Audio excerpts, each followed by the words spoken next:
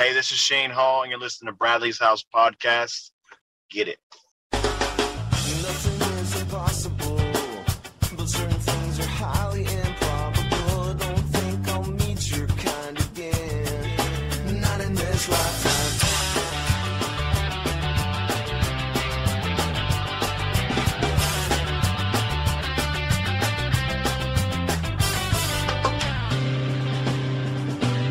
That's got some. Hey guys, welcome back. I am so excited because it has been a long time since you've came and joined us in Bradley's house. I am your co-host, Jarett Orr. She is the executive director of the Nowell Family Foundation and our host, Ms. Kellie Nowell. Kellie, how you doing tonight? I'm doing so great, Jarett. As you mentioned, it's been a while since we've done an episode. Things have gotten a little crazy, and so I am so happy to finally be back. Honestly, I've missed it. I've missed talking with you, and I've missed talking with our guests, and I've missed knowing that our listeners are out there and a part of it. So I'm super excited, and I'm also super excited about our guest today, but we'll get to that. I am also super excited. So guys, we've gotten all your messages. We see the YouTube comments and the emails.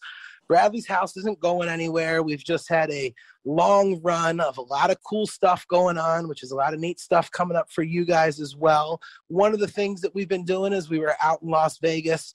We were there for Reggae Rise Up. Thank you so much to everybody who came out to our show the night before. We had that big show out there in Vegas, and it was so much fun. And last minute, our friend Ras1 had to have a oral surgery. So shout out to Ras1. I know that he's starting to do a little bit better. He's feeling better. And we didn't know what we were going to do. We're out in Vegas. It was last minute. And our friend Jackson Weatherby from the Elevator stepped up and said, I got you guys. It was so great. He jumped up there and did an acoustic set for us. So when I tell you guys, when we're doing these events and I say, hey, make sure you get out there because you never know what's going to happen, stuff like that happens at these events. And then while we were over at Reggae Rise Up, meeting all of the people, enjoying all of the incredible music, a great friend of the foundation came over, gave us an opportunity, got the conversation rolling, and that's what got us started for our return episode. Kellie, who's our guest today? Today, I am so excited that we have with us someone who I've been wanting to talk with for a long time. And we started talking with him a little bit. You and I, we had a conference call a couple weeks ago with him, and he started to get into a story, and I was like, no, wait, stop. Because it's fun when it's just fresh, when our listeners get to find out about somebody just as we are. So I've been waiting for this, and, we're all busy trying to schedule things, finally got it scheduled. And I am really excited to finally have with us from Surf Roots TV, Dave Resin. Dave, thank you so much for being with us on Bradley's House. Hey, what's going on, you guys? Thanks for having me. First of all, where are you? Are you on the West Coast? Are you Southern California? Right now, I'm in Del Mar in North County. Yeah, San Diego. San Diego County. Beautiful area. Yes. Is that where you're originally from? No, I'm from the South Bay in LA. Oh, so, okay. How'd you end up down in Del Mar? Well, I moved down to North County about 6-7 years ago. I was in Carlsbad and been in Oceanside and now here in Del Mar. I just love it down here. And just kind of after about 20 years in Hermosa, needed to kind of explore some new territory and just kind of find a fresh spot. So I've always just loved it down here. I used to come down here and surf at Swami's and Encinitas. Always get away, and this was my spot. So I just ended up moving down here. It's such a beautiful area, and I think the whole San Diego County area has so many hidden gems that so many people don't know about. So I think it's great you've made your way down there. So for people who don't know, Hermosa Beach is kind of halfway between LA and Long Beach. I guess that's a generalization. Yeah. But South Bay is its own little area because it's Hermosa, Redondo, Palos Verdes, Torrance. I was born in Torrance and grew up in PD and then moved to Hermosa and the South Bay. They call it the bubble. You know, it's like it's its own little scene. It's like in LA, but not in LA at all. Exactly. So it's a little getaway, huh?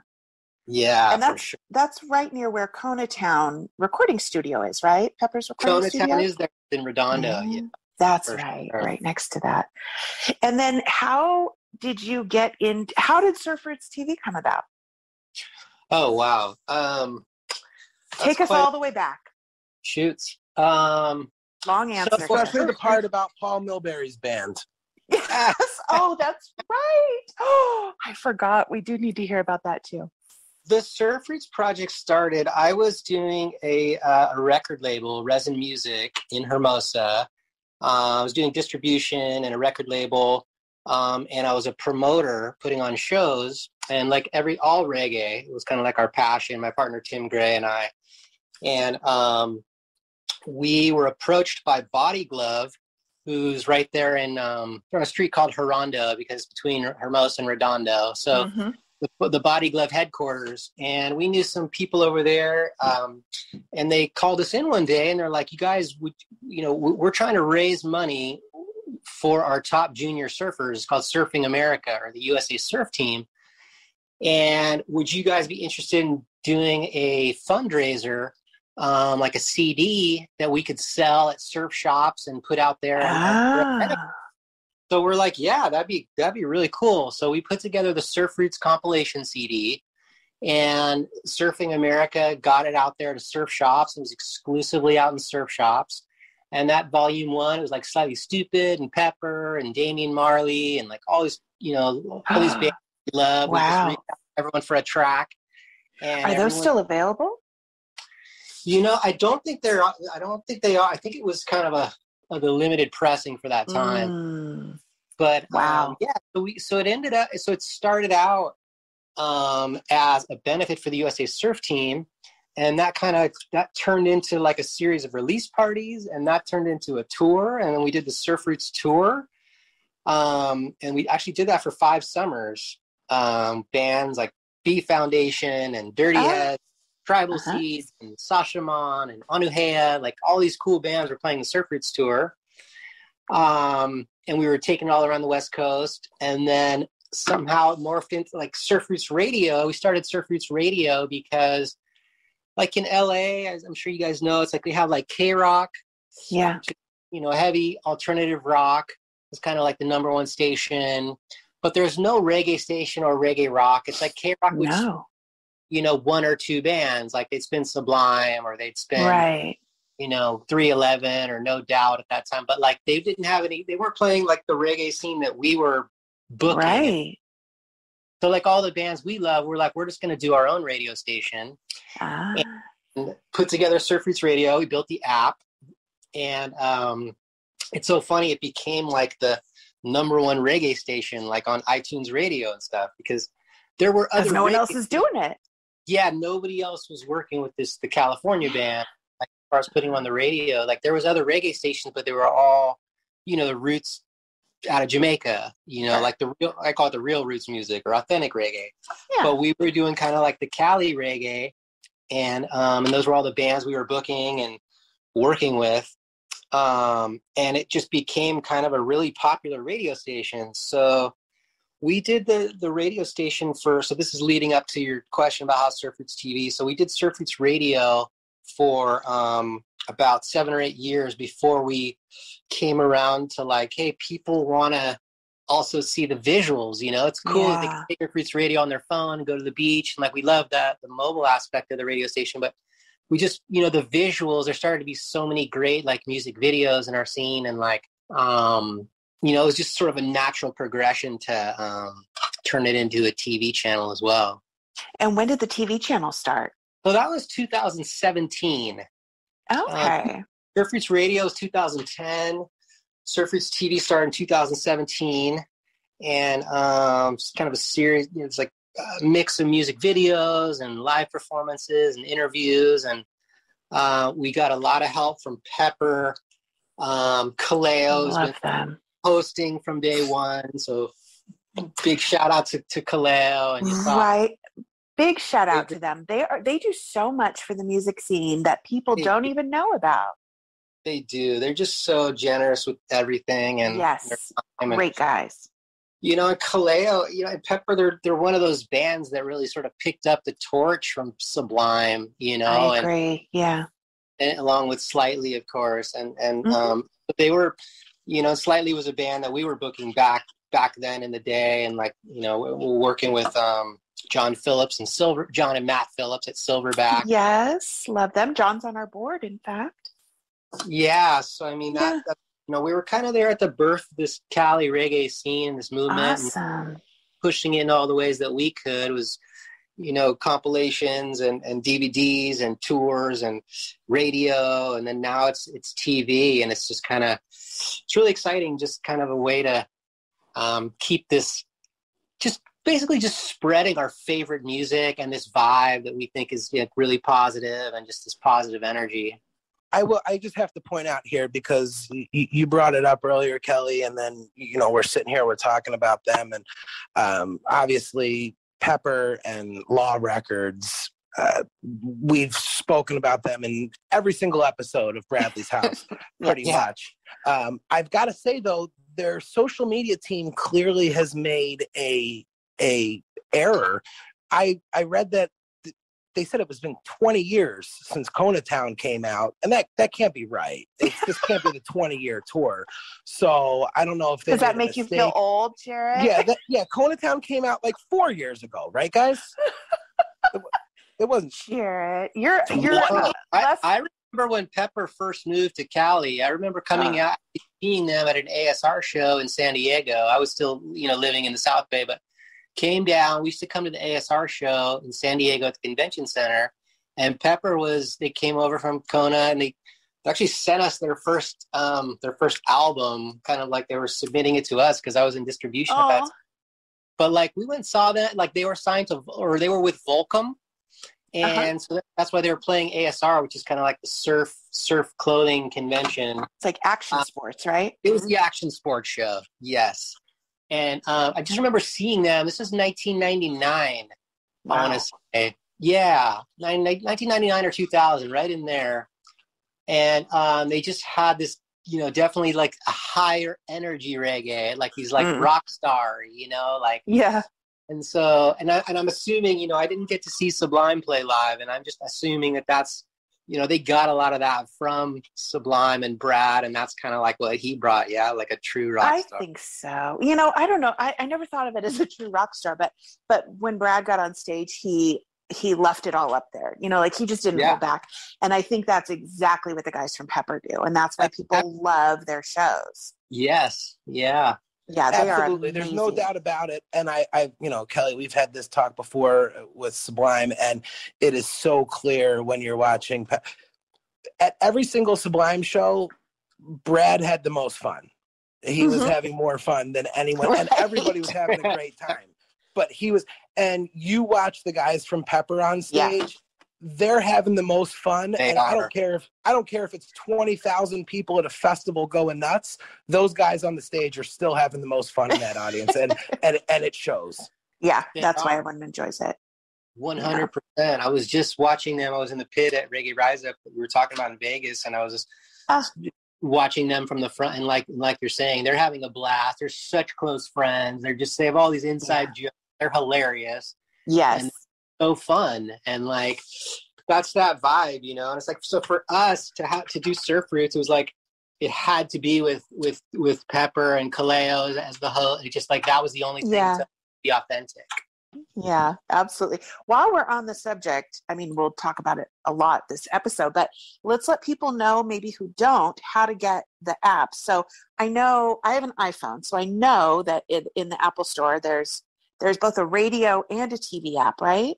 Yes, there's different apps on your phone. Yeah. There's a radio app and a TV app. We've got Roku, Amazon Fire TV, Fire Stick, and Apple TV are the three ways to watch it on your smart TV. You just have to download the Surf Roots TV app. Right. Okay. So I watch it on my Roku, which I love, and I think it's so cool that Surf Roots has an app. I don't know why. I just think this is I think because I feel so connected to Surf Roots, right? Because that's the music scene that I'm a part of. And so then to have it like on my TV with, with Netflix and Hulu and HBO and all that, it's like, wow, damn, Dave, that's pretty cool. It's so exciting. It's so exciting. I mean, for us to sit there and have our app sitting there next to MTV and ESPN, and really, it's awesome. And a good thing I was going to mention about Roku is that we're switching this hosting service that we use, and so there's not going to be this buffering in between songs on Roku. It's going to be way better. So like going into December, the TV app across all platforms is going to be much improved. Wonderful. And now while we're talking about it, if you have that Surf Roots app, or if you don't have it, make sure you go ahead and get it, download it, check out all of the awesome stuff, including a little clip that you guys did and had myself and Brindy, another huge member of the team from the Nowell Family Foundation, talking a little bit about Bradley's house on the Nowell Family Foundation on there. So you can go ahead and check that out on Surf Roots as well. Yeah, that was really cool. We got, we had our host, Britt Rathewson, out there in Las Vegas with us, and she got to talk to you guys and have you guys, tell about the cause and with Bradley's house and all the great stuff you guys are doing. So that was really cool to be able to interview you guys.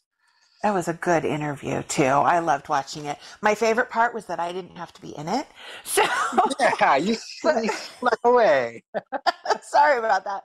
I'm a little camera phobic, but I thought Brindy and Jarett did a phenomenal job, and I so appreciate you asking us to do that and be a part of that, because it really, really helps to reach people that we might not have otherwise reached.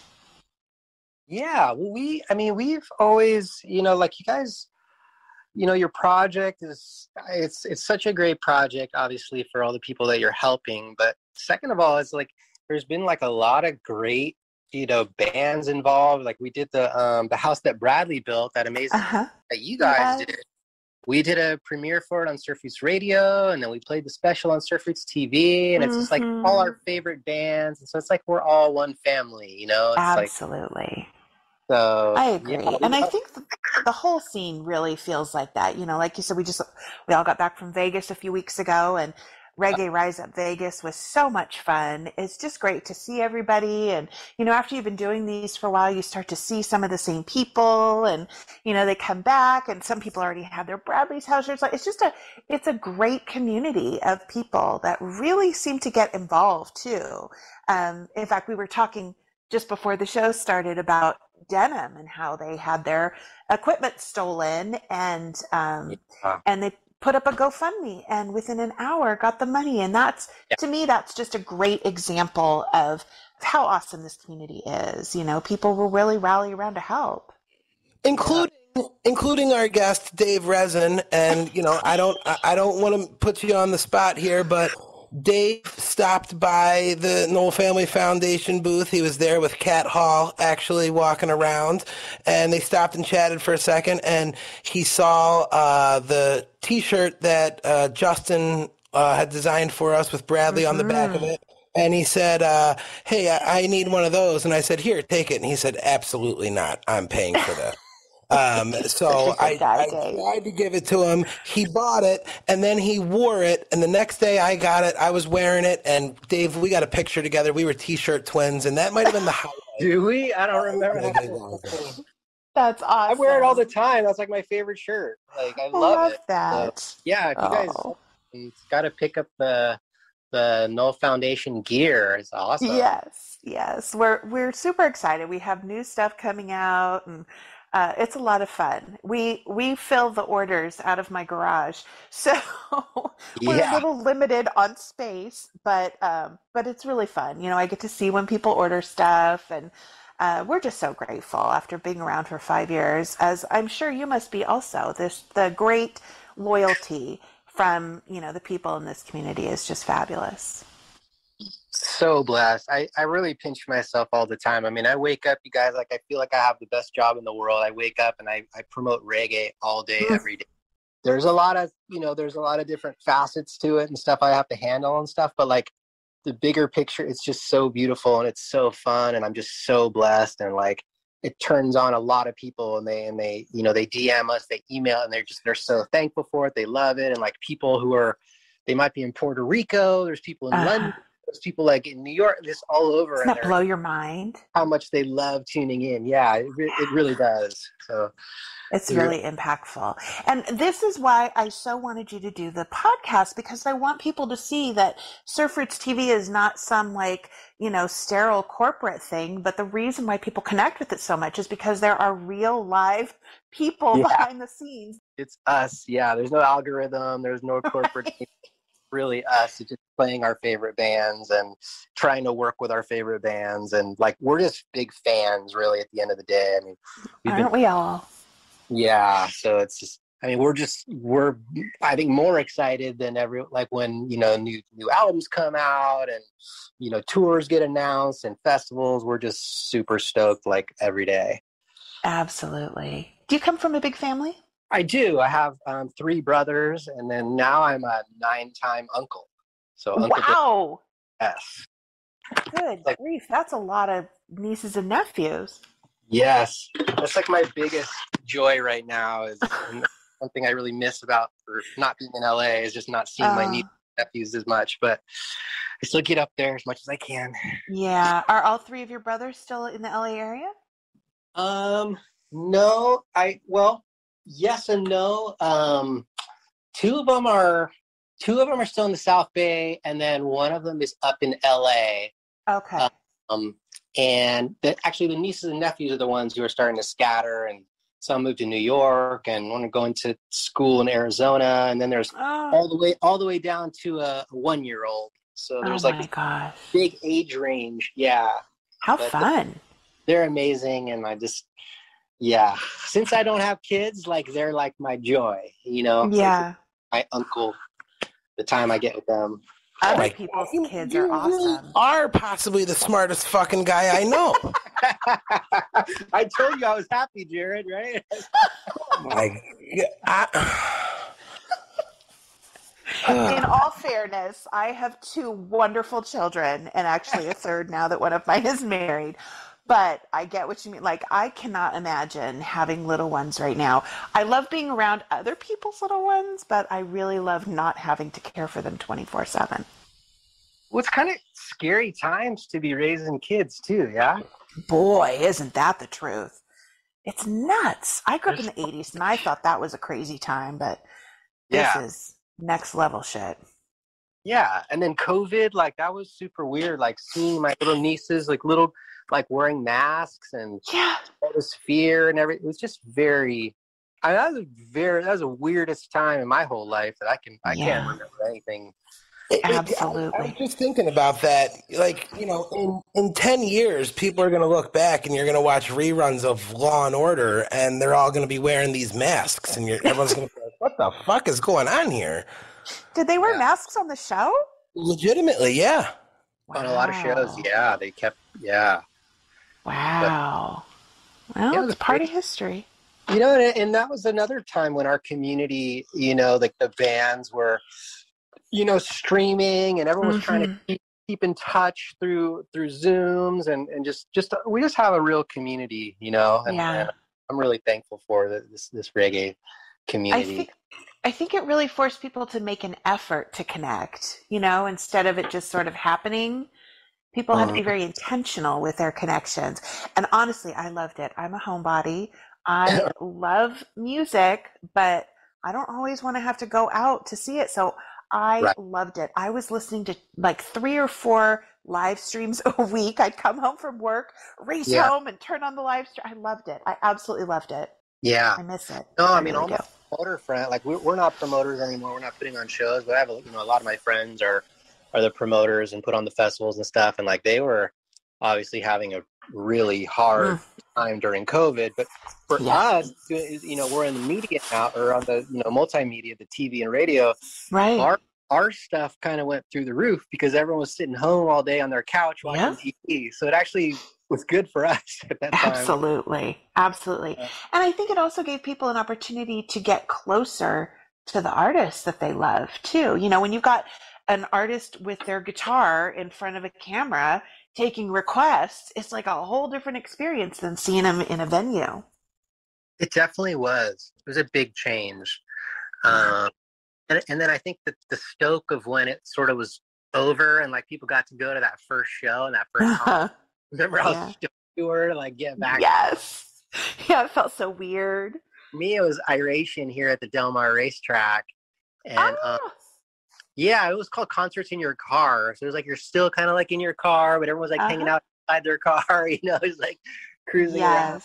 Yeah, but it was just the stoke level, you know, just, yeah, it just, COVID made everyone appreciate what we had before. Absolutely. Where did your appreciation for this scene come from, Dave? How did you end up in this, you know, reggae, California reggae, slightly stupid, Dirty Heads, Paul Milbury's band? Oh, you want to hear about Paul's? We do need to get to that at some point. Band. I think so. Growing up, you know, it was always for us. It was like backyard parties with, you know, Bob Marley, Steel Pulse, and then when I was in high school, the big band we were into was World Tribe. So shout out to all those guys. But like, so it's just like, yeah, reggae in the South Bay, and like, and then when I started my label, the reason I started the record label is I met this an Ethiopian singer named Isaac Haile Selassie.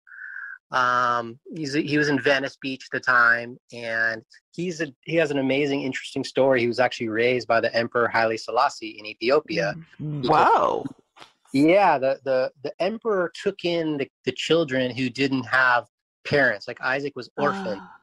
And so he had this Haile Selassie boarding school in Addis Ababa that he'd bring in all the kids. And then there was this big civil war in Ethiopia between Ethiopia and Eritrea. And Isaac escaped out of Ethiopia and got to America. And he wanted to do this album called Unite, you know, talking about bringing together the various factions in Ethiopia and stopping the war. And so that was the project that started my record label, was Isaac Haile Selassie, the Unite album. Wow. It's half in Amharic language, it's Ethiopian, and half in English. It's just a really cool, you know, African reggae album.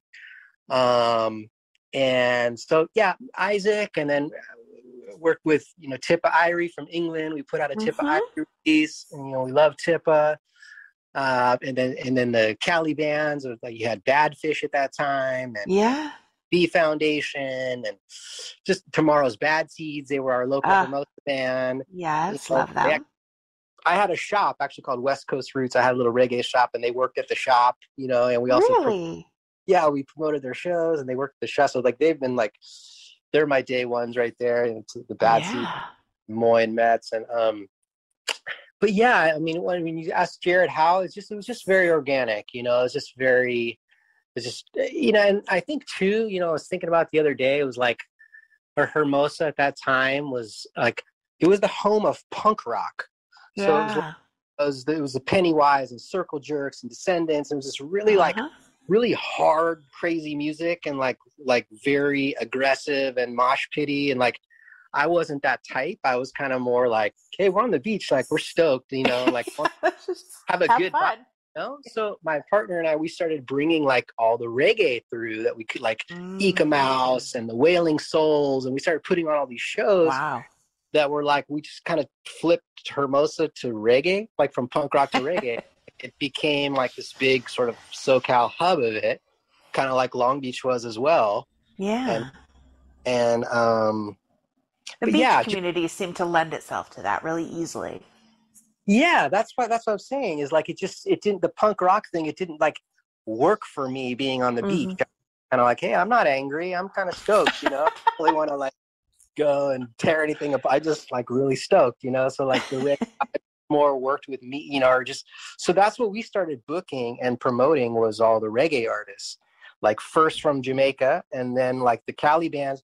The Cali bands were the openers of those shows. Like when we put on shows, Wailing Souls or Everton Blender or Ika Mouse, it's like the openers of those shows was like Tomorrow's Bad Seeds and Tribal Seeds and the Expendables and Reb and Iration. You know, we were working with them, and then like, so they were opening up these shows. Like the Jamaican artists were the headliners at that time, But what it started to be was the SoCal bands and the college bands, stuff like started to be the ones that all the crowds started like really building up for and coming for. And they got all the, so people, it's just like people could relate more to them. And, they started building these huge crowds, and it kind of flipped the scene to where the Cali bands became the headliners, over a period of years. Yeah. And then when some festivals like the West Beach Festival and Cali Roots, started up in Monterey, West Beach and Santa Barbara, and they kind of elevated the California reggae bands to headliners like the Revolution and Dirty Heads and Iration and stuff. And it sort of flipped the scene upside down. And then, these bands that we were booking when they were like 40, 50 people became these big, just sort of turned into big national headliners. And now it's just, gotten bigger and bigger. Crazy. So we mentioned briefly that we needed to have you talk about Paul Milbury's band. Paul Milbury, for those who maybe have never listened to an episode of Bradley's House Podcast, is the general manager of Law Records. He's the gentleman responsible for making the House That Bradley Built album happen. It was his brainchild. He put in all the work. He's the one that's raised over $100,000 for the foundation through that. It's truly incredible. And that's, of course, why he and Yasad are on our board of directors as well. They're amazing human beings. So you mentioned having a little inside knowledge of Paul Milbury's early band. We'd like to hear the scoop. Well, Paul was in a band with K-Bong as well called High Roots.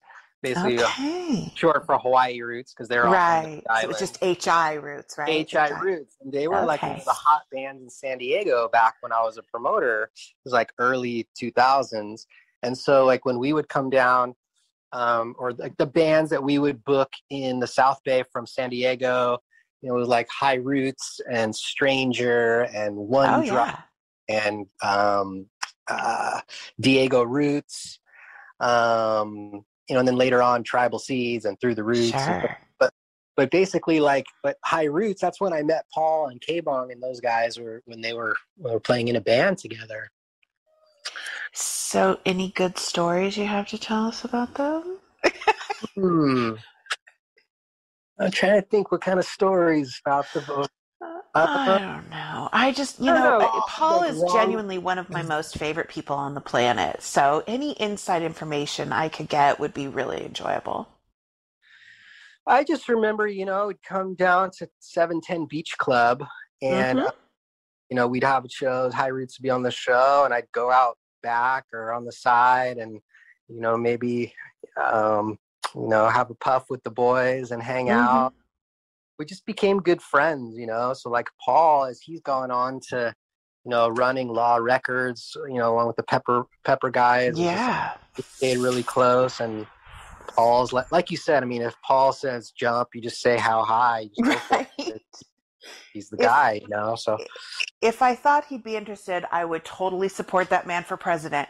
I don't think he'd want the stress, but he's such a wonderful human being and such a great businessman. I think the whole scene is really fortunate to have him. Totally agree. Yeah. No, it's like a lot of great stuff's come, High Roots and Iration and Reb and just so many great things have come out of that scene. That was kind of like 2003, 2004, 2005. That was like Reb and Iration were in college, and that's when we started booking them. They were at UC Santa Barbara. Right. And I remember Marley hitting me up. I was doing Resin Music at that time. I was a promoter. And Marley hitting me up saying, Dave, we're blowing up in here in Isla Vista, like in DP, on DP. Having these giant parties with Reb and Iration.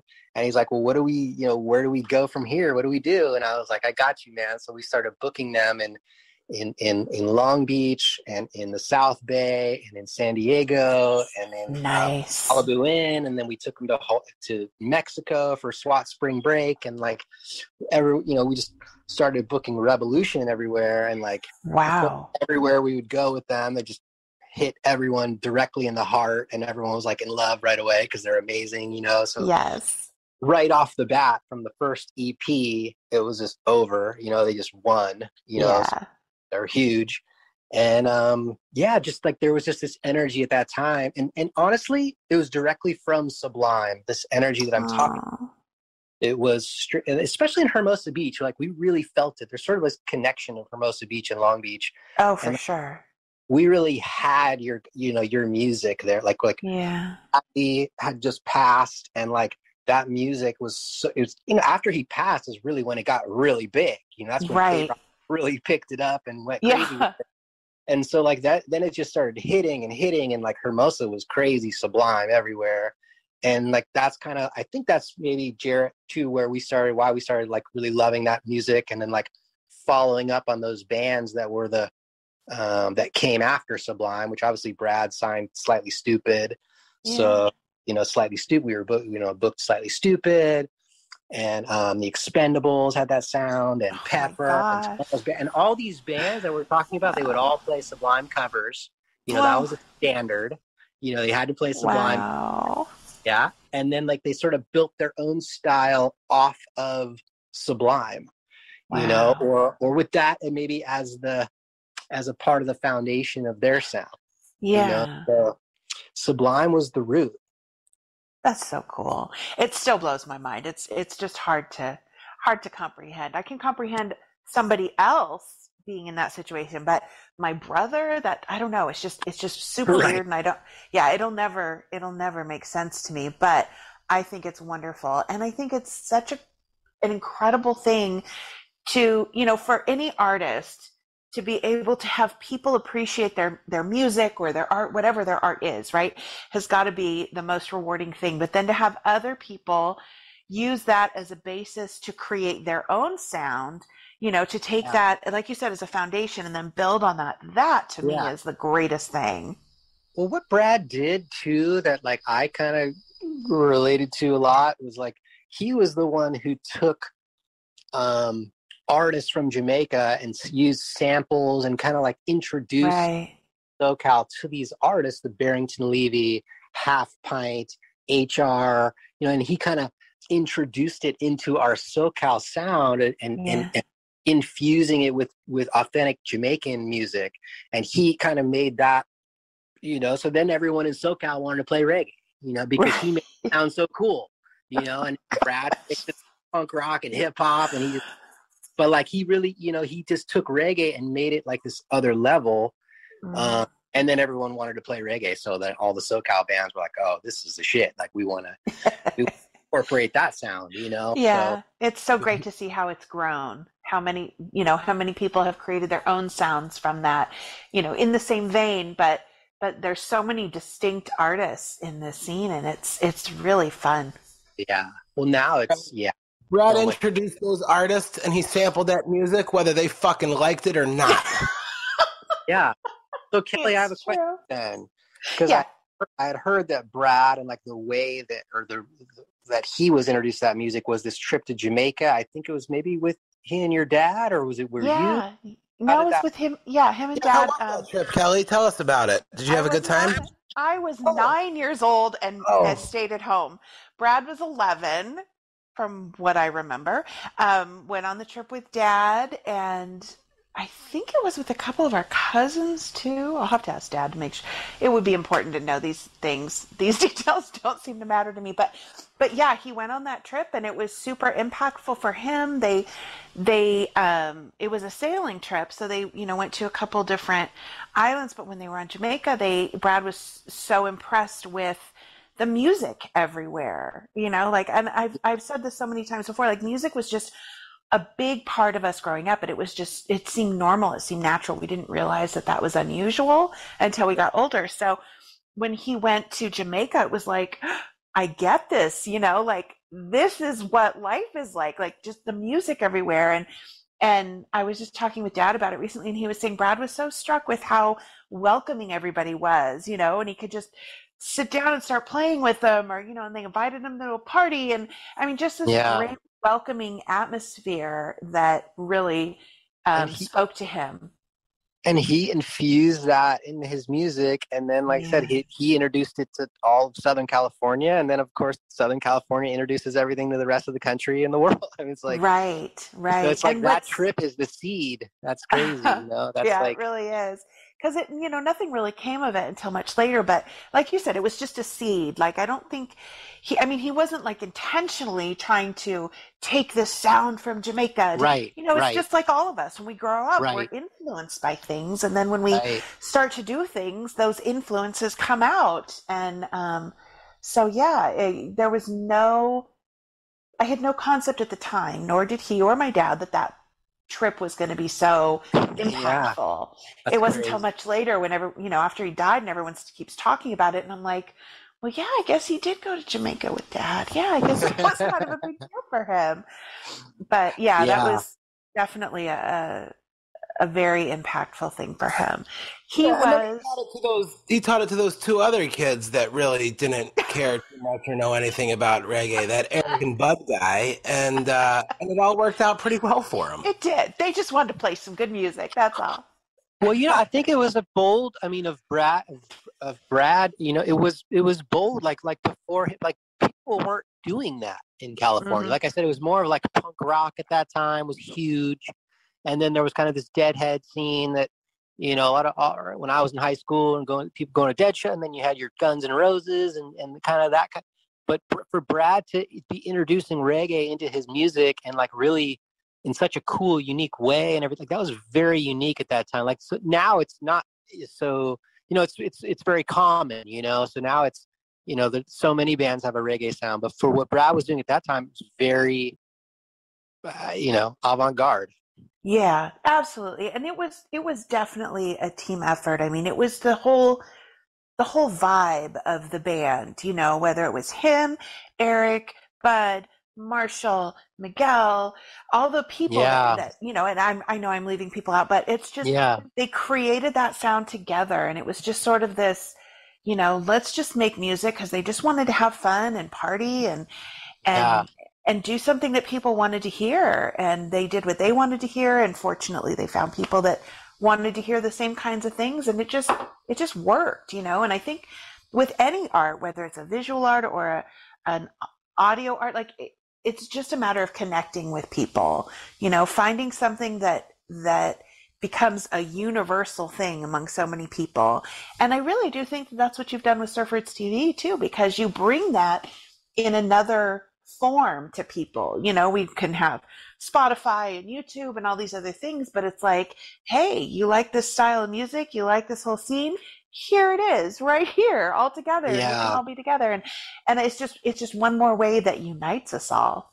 Well, the cool part about it too is like, you guys know, it's like there are people, like when you say you're a reggae fan, there are different kinds of them. Like there are some who are just sort of into this Cali reggae scene, and they're Dirty Heads and Reb and Iration, that's what they listen to. And then you have like the whole Hawaiian scene, which they have their whole amazing scene in Hawaii. Like I call it our West Coast Jamaica. It's like it's a very different sound.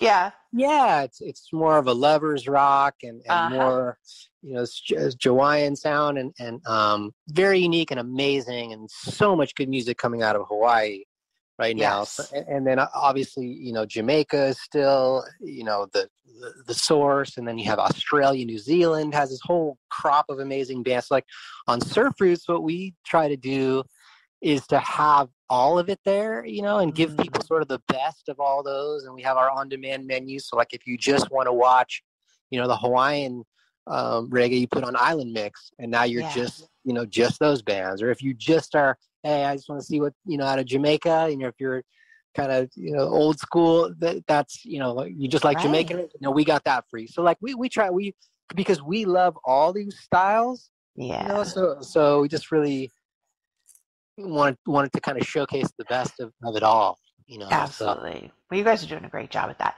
All right. So before we let you go, and Jarett might have, we do have more to talk about, but I do want to ask this before we move on, but it's totally unrelated. What's your favorite surf spot?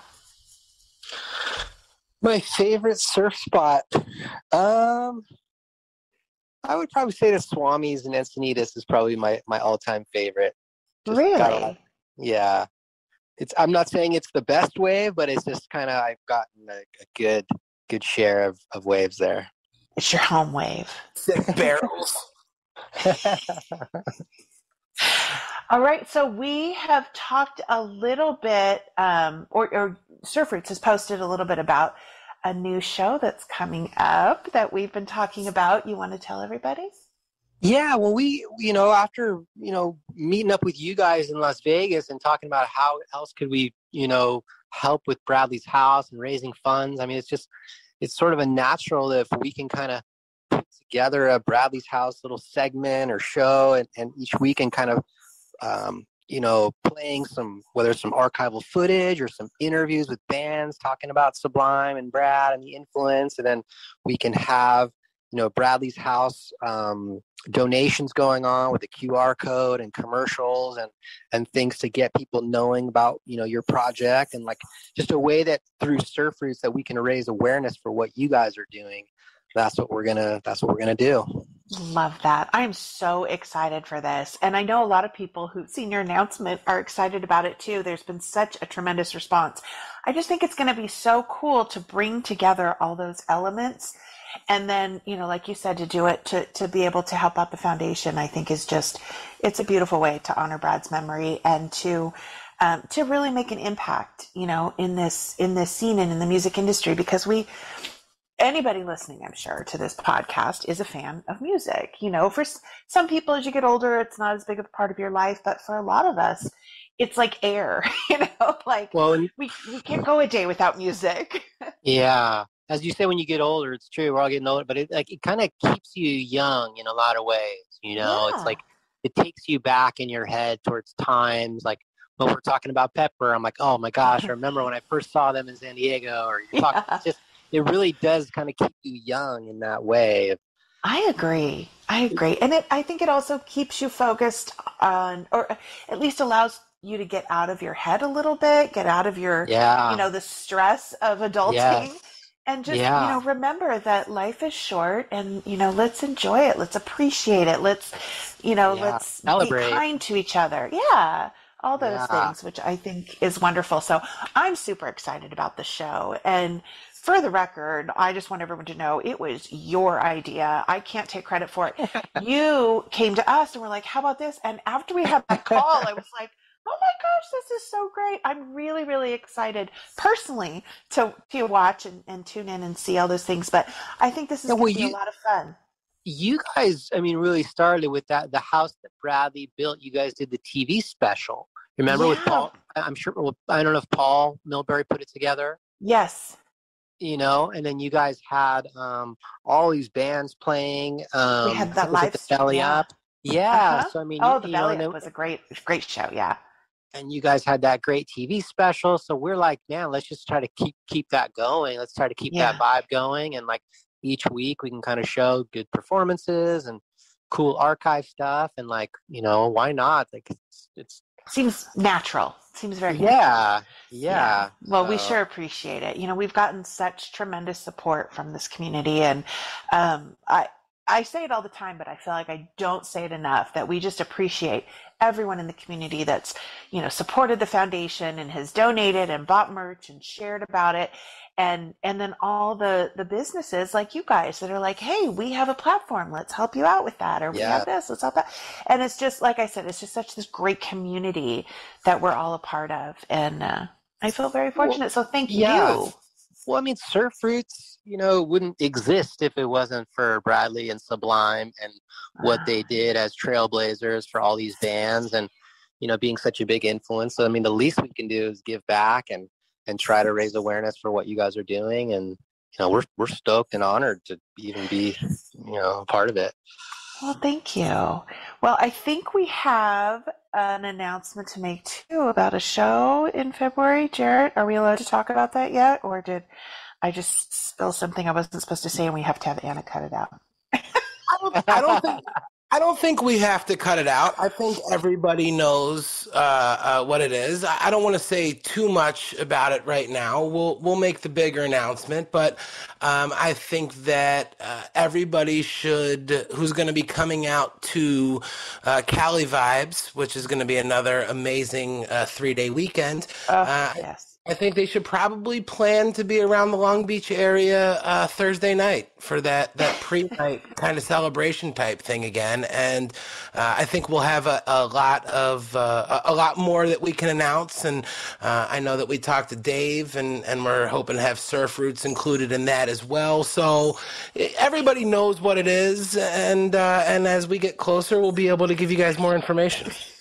That was super subtle. Well done. You're much more diplomatic than I am. I would have just spilled the beans, but you did a great job.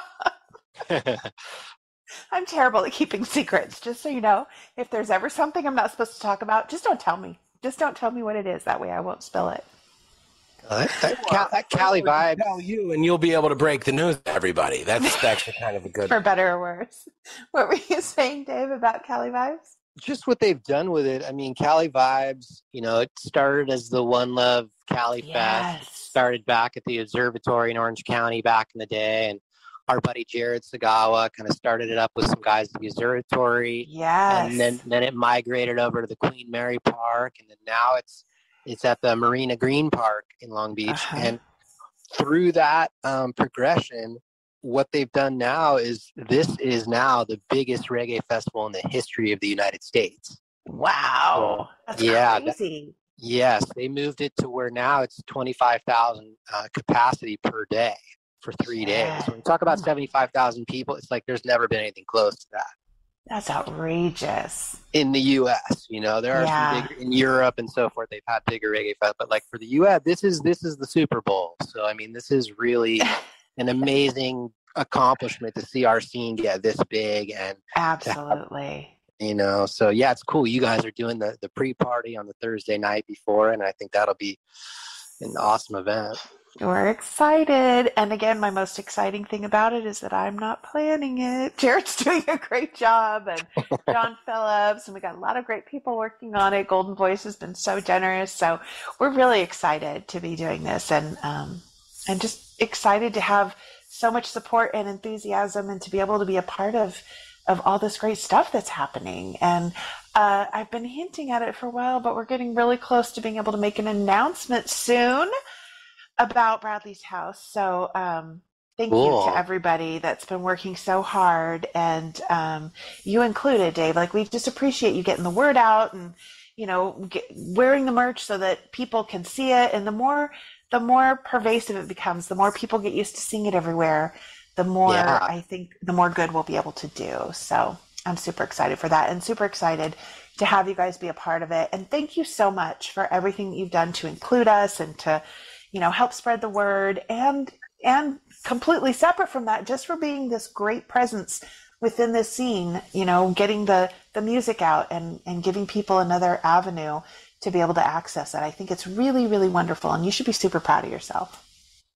Thank you so much. I really appreciate that. It's a lot of fun, and it's been a blessing for sure. My partner Tim and I, it's over 20 years, almost 25 years now. I mean, that we've been in the music, and so it's really rewarding. Like I said, it's like these kind of things, like the Cali Vibes Festival and these national tours, and you guys being able to build this recovery center and help people. Like, all these things are coming out of this music, and it's kind of creating some of that change we want to see in the world. Absolutely. You're right. And there's the trite saying that, change begins with you, but it really does. Like, if we don't like the way things are, we got to do something about it. And, sometimes it's big things, sometimes it's little things, sometimes it's in front of the camera, sometimes it's behind, but you're definitely one of those people that's doing good things. Yeah. Yeah, it's like music changes people, if you notice that when people go from listening to some kind of different music, and when they get a hold of this music and it becomes a part of their life. And like you said, when they come into the scene and then we all see each other at events, it's just such a family. And so I feel like this music really has a big positive effect, in the community and just with people that it touches. Totally agree. Totally agree. Well, thank you so much, Dave. I know you are a busy man, and it means You're so very much welcome. that you would take the time to come on and talk with us and share with our audience. We really feel very fortunate to have you be a part of what we're doing and to be on the podcast. And you're just such a very cool guy. So thank you very much for coming on the show. Absolutely. And Dave, take a second here to take the floor. If there's anything you've got coming up, anything you want to plug, websites, social medias, happy birthday, mom, whatever it may be, this is your time to shine here. I already said hi to my nieces and nephews. Yeah, but You did. yeah, so surfroots.com is kind of our home page. So if you come there, if you want to enter your email, then you know you get all the updates and stuff. And at Surfroots on social media, and download the Surfroots TV app, get the radio app, and yeah, just anytime you need some positive vibes, I feel like you can tune in and it's there for you, and so we're stoked to keep these vibes going. Doing a great job. Thank you so much, Dave. For sure. Thank you guys for having me. Well, Kelly, after taking a few weeks off, I couldn't be any more excited to come back to have an episode and a chat with someone like Dave Resin. As you mentioned, he does so much amazing stuff and he does so much cool stuff. And just to be able to hear a little bit about how it all started. And, I, for one, have been watching and listening to Surf Roots for years. So it's just kind of cool to be able to put a voice and a face to the person that's making all that stuff happen for us. I agree. And what a great guy. Just so cool, so down to earth, so fun to talk to. And he's got such great stories. We'll have to have him on again soon. Yeah, I feel like we barely scratched the surface with him and High Roots and everything. But you know what? It wasn't easy to get him on. It was a little bit of we had to break him in easy. So we'll get him back and we'll go for some more of those hard-hitting questions. Do we have hard-hitting questions? I don't know that we do. We can come up with some, though. No, we don't. We try to keep it pretty easy here. So again, guys, huge shout out to everybody that came and visited us at the booth at Reggae Rise Up in Vegas. If you made it out to the Nowell Family Foundation show the night before, thank you guys so much. Reggae Rise Up Vegas was an amazing time for myself and Anna and Brindy. And Kelly, I know that you had a lot of fun too, although you had a very difficult task of spending some time with some puppies that needed some love. So I did. I had a lovely time, actually. It was a bummer that I didn't get to spend as much time at the festival, but I did get to spend some awesome, wonderful time with the sweetest pit bull ever to walk this earth. And Bowser's no longer with us, but I had a wonderful, wonderful time with him. And I'm super grateful for my friends Shanna and V for letting me spend time with him. So it was a great weekend. Of course, I'm just gonna plug them while we're talking about Shanna and V. They are some of our favorite people. They have a booth at almost every festival. They go everywhere. They are the Traveling Stones. And if you have not checked them out yet, you've got to do it. They are on all social media, their website. Check out the Traveling Stones. They've got such great jewelry. Of course, they did Anna's engagement ring, which is just beautiful. Right now, they're working on a piece for my daughter-in-law. I've got a couple rings from them. We've got our fuck rings. They've got fuck chips. They are the greatest human beings, and they do such great work. So I know right now they're working on putting a whole bunch of stuff together for Wonderfront, which will have already happened by the time this airs. I just realized. Sorry. But anyway, they're at all the big shows, so make sure you check out the Traveling Stones. Absolutely. So, guys, thank you so much. We appreciate everybody that has been bearing with us as the schedule has just been crazy and we haven't been able to get together and get some new episodes out. But we promise they're coming. We're not going to stop. We're going to do everything we can to make sure we keep putting out awesome episodes and giving you guys the guests that you want to hear. So thank you so much for everybody. Of course, if you're listening to this and you're thinking, hey, how do I get one of those really cool Bradley t-shirts like Jarett and Dave were talking about? All you got to do is visit the NowellFamilyFoundation.org, or Anna will include a link tree description in the description of this show, and that will get you to all things Nowell Family Foundation. You can find out how you can get a shirt, or we've got beanies now. I don't know have we talked beanies on the podcast yet? I don't think so. We haven't. They debuted in Vegas. They did, brand new, and they are now up on the website. They're selling like crazy. We got so many requests over the last few years for beanies. We finally have them, and the weather has gotten nice and chilly just in time for our beanies, or vice versa. So grab your beanie. That's right, beanie weather. So yes. Nowell Family Foundation. The NowellFamilyFoundation.org. Beanies. I'm sorry, I have to interrupt you again, Jarett. I know I do it a lot, but while we're discussing the beanies, a big thank you to our friends at Goodfellas Merch in Arizona. They donated a bunch of the beanies, and we are so grateful to them for both making them, donating them. Just wonderful, wonderful people. They approached us and said, what can we do to help out? And I was like, well, we've been talking about doing beanies, and they did it. They made it happen, and we're so grateful for them. So definitely check out Goodfellas Merch. Absolutely. Huge shout out, and it really does take a village, and yes. We've been getting that village, so we are very fortunate. So thank you guys so much for everybody, like I said, who's been purchasing merch and who stopped out and just said hello at the booth. And, you know, like I said, the beanies are available, T-shirts, coffee, so much amazing things, and lots of exciting news coming from the Nowell Family Foundation as well. So we appreciate you guys hanging in there with us, and we look forward to getting a bunch of new episodes of Bradley's House out to you, and then checking out this new Bradley's House show on Surf Roots TV. Absolutely. It's going to be a lot of fun. Make sure if there's anybody that you want us to talk to that we haven't yet, that you comment or send us an email at bradleyshousepodcast@gmail.com, or go on to the Nowell Family Foundation website and send us an email through there. Let us know who you want us to talk with so that we can be talking with the people that you want to hear from. Yeah, absolutely. And guys, you know, you guys do so much for us as a foundation and as a whole. If there's a way that we can give back, like if you have a rich uncle or somebody that owns a business and they need some place to make that end of the year donation to, we would be willing to step in and take that from them. So, you know, as Thanksgiving is approaching and the holidays are coming and you're going to be hanging around, you know, just, hey, toss it out there. No family. Absolutely.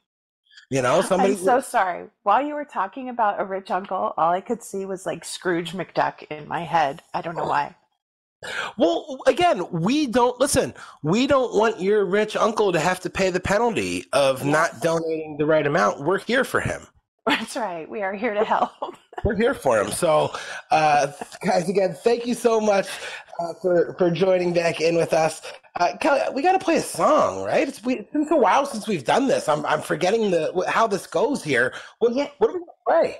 You know, Jarett, we don't have to play a song, but we get to. And I'm super excited that we are going to play a song by some of our favorite people, the band Pepper. We figured it was just appropriate since we've been talking about them all evening on the podcast. So we're going to play from The House That Bradley Built by our friends at Law Records, which is law-records.com. We're going to play Date Rape by Pepper. Guys, thank you so much. Until next time, I'm Jarett Orr. She's Kelly Nowell. You don't have to go home, but it's time to leave Bradley's house.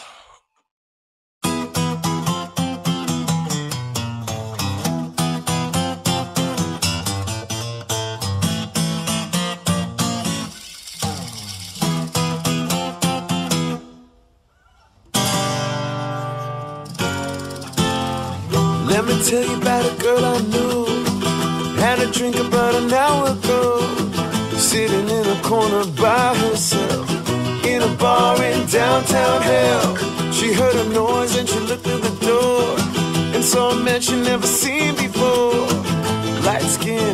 bright blue eyes, a double chin and a plastic smile. Well, her heart erased as he walked through the door and took an empty seat next to her at the bar. A brand new car's parked right outside. How'd you like to go for a ride? And she said, wait a minute, I have to think. He said, that's fine, me up, please buy you a drink. Well, one drink to turn to 3 or 4, and they left and got into his car, and they drove away someplace real far. Now, babe, the time has come. How'd you like to have a little fun? And she said, if we could only please be on our way, I will not run. That's when things got out of control. She didn't want to, he had his way. She said, let's go. He said, no way. Come on, babe, it's a lucky day. Shut your mouth, you're gonna do my way. Come on, baby, don't be afraid. If it wasn't for date rape, I'd never get laid.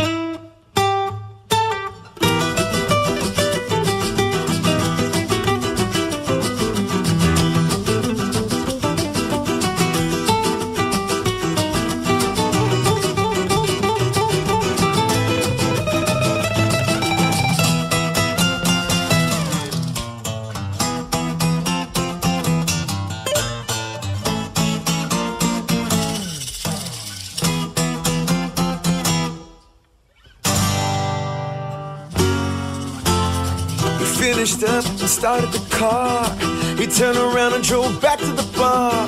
He said, no, baby, don't be sad. In my opinion, you weren't half bad. She picked up a rock, threw it at the car, hit him in the head. Now he's got a big scar. Come on, party people, won't you listen to me? Oh, date rape styling. The next day, she went to a drawer, looked up a local attorney at law, went to the phone and filed a police report, and then she took the guy's ass to court. Well, the day he stood in front of the judge, he screamed, she lies, that little slut. The judge knew he was full of shit, and he gave him 25 years, and now his heart is filled with tears. One night in jail, it was getting late. He was butt raped by a large inmate, and he screamed, but the gods paid no attention to his cries. That's when things got out of control. The moral of the date rape story doesn't pay to be drunk and horny, but that's the way it had to be. They locked him up and threw away the key. Well, I can't take pity on men of his kind, even though he now takes it in the butthole.